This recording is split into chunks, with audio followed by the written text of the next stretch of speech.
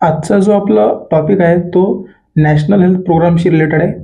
तर जसं आपल्याला माहीतच आहे की या महिन्यामध्ये म्हणजे ऑगस्टच्या 25 तारखेला CHOची एक्झाम आहे आणि त्यानुसार जो 20 मार्क्सचा टॉपिक आहे तो पूर्ण नॅशनल हेल्थ प्रोग्रामवर डिपेंड आहे. तर आता नॅशनल हेल्थ प्रोग्राम आपण कशा प्रकारे त्याचा अभ्यास केला पाहिजे, तर तशा तर खूप प्रकारचे नॅशनल हेल्थ प्रोग्राम आहेत, पण जर आपण त्याचं डिव्हिजन केलं तर त्याच्यामध्ये मुख्य 5 प्रकार पडतात. हे 5 प्रकारचे प्रोग्राम जे असतील तर त्याच्यामध्ये एक प्रोग्राम असेल ज्याच्यामध्ये मॅटर्नल, न्यूबॉर्न, चाइल्ड आणि ॲडोलसंटचे रिलेटेड जे पण काही प्रोग्राम असतील ते त्याच्यामध्ये येतील. सेकंड म्हणजे की जे कम्युनिकेबल डिसिजेसशी रिलेटेड प्रोग्राम असतील ते त्याच्यामध्ये येतील. थर्ड म्हणजे जे की नॉन कम्युनिकेबल डिसीज असतील ते त्याच्यामध्ये असतील. आणि चौथं म्हणजे की हेल्थ सिस्टमशी रिलेटेड जे काही प्रोग्राम असतील, जे काही स्ट्रॅटेजीस प्रोग्राम असतील ते त्याच्यामध्ये येतील. आणि पाचवं म्हणजे की न्यूट्रिशन आणि पब्लिक हेल्थशी रिलेटेड जे काही प्रोग्राम असतील.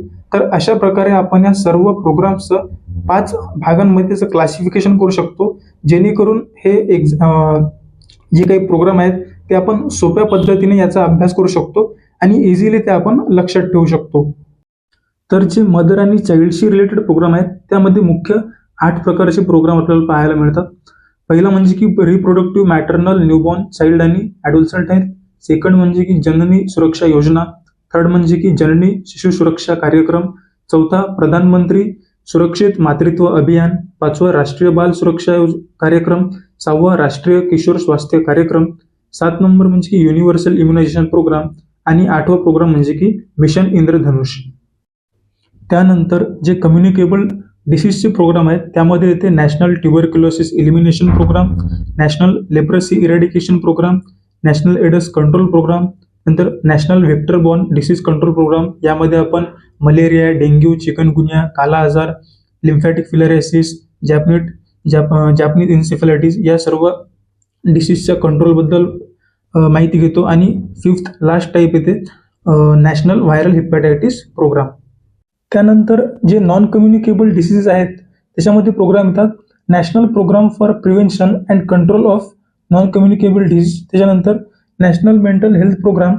त्यानंतर national programme for health care of elderly. Then national programme for control of blindness and visual impairment. आणि last national oral health programme. त्यानंतर हेल्थ सिस्टम स्ट्रेंथनिंग प्रोग्राममध्ये येतात national health mission, Ayushman Bharat. Ayushman भारतमध्ये आपल्याला हेल्थ अँड वेलनेस सेंटर आणि दुसरं म्हणजे की प्रधानमंत्री जन आरोग्य योजना पाहायला मिळते. त्यानंतर डिजिटल हेल्थ इनिशिएटिव्ह, याच्यामध्ये ई संजीवनी, HMIS, RCH पोर्टल आणि UWIN हे सबटाईप पडतात. आणि त्यानंतर न्यूट्रिशनल आणि पब्लिक हेल्थचे प्रोग्राम आहेत त्यामध्ये पोषण अभियान, ॲनिमिया मुक्त Bharat, national iodine deficiency disorder control programme आणि हेल्थ लाईफस्टाईल इनिशिएट. तर हे सर्व जे काही सब टाईप आहेत यामध्ये आपण सगळं प्रोग्रामचं क्लासिफिकेशन करू शकतो. आणि यानुसार प्रत्येक प्रोग्राम आपण डिवाइड करून त्याचा अभ्यास करू शकतो, जेणेकरून हे आपण सोप्या पद्धतीने समजून घेऊ शकतो. तर हे सर्व पूर्ण नॅशनल हेल्थ प्रोग्राम झाले आणि इथेच आपलं याचं इंट्रोडक्शन संपलं.